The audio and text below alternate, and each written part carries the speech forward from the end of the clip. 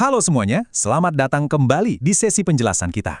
Oke, mari kita bahas ini lebih dalam. Hari ini kita punya sebuah teks sumber yang luar biasa menarik tentang satu entitas mitologis yang sungguh di luar nalar yang dikenal dengan nama Jesusa.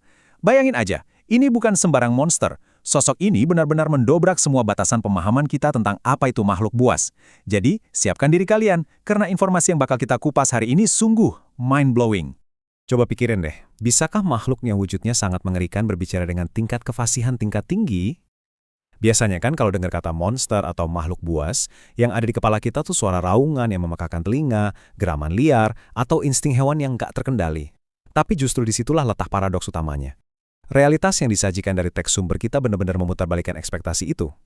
Kemampuan entitas ini buat mengartikulasikan kata-kata, wow, itu benar-benar mengejutkan. Dan jujur aja, fakta yang cukup bikin bulu kuduk berdiri. Nah, ini membawa kita ke poin pertama, wujud seram, bicara tenang. Dan ini dengan brilian mengilustrasikan kontras inti yang baru aja kita obrolin.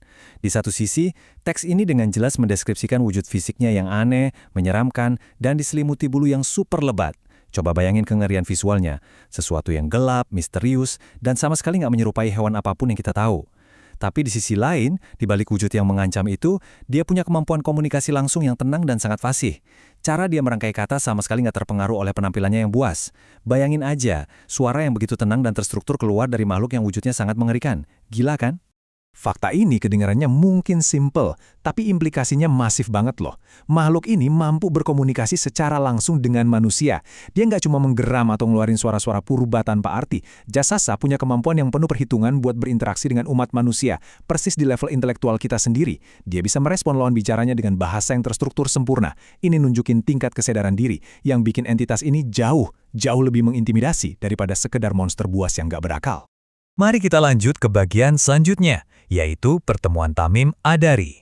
Mari kita lihat bagaimana hal ini terbangun dalam interaksi aslinya. Sumber teks kita nggak cuma bahas Jasasa secara teori, tapi juga mencatat sebuah kejadian historis saat pertemuan tatap muka itu beneran terjadi. Waktu bertemu dengan Tamim Adari dan rombongannya, Jasasa nggak langsung menyerang membabi buta.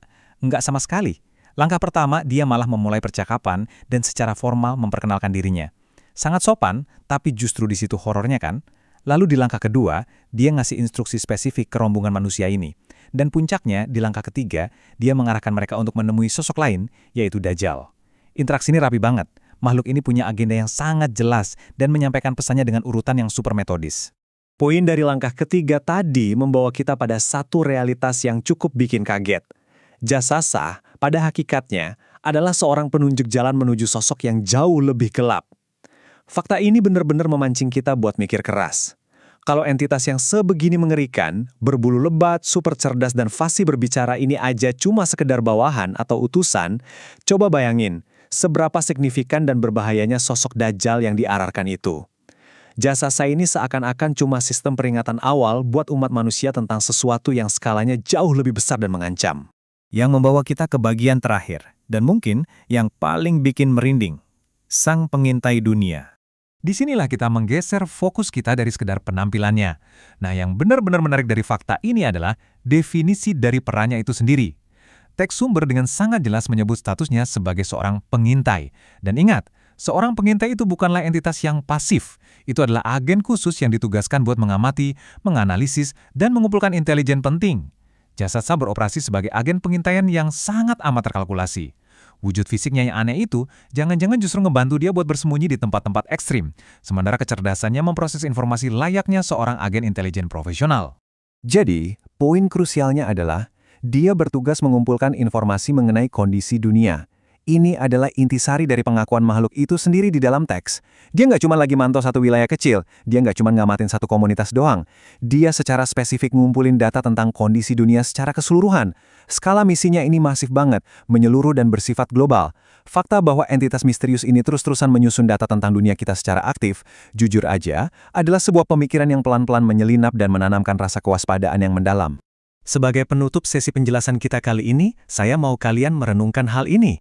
Kalau sang pengintai ini secara aktif terus mengumpulkan informasi tentang kita dan dunia ini, lalu apa yang bakal terjadi saat laporan intelijennya itu akhirnya selesai?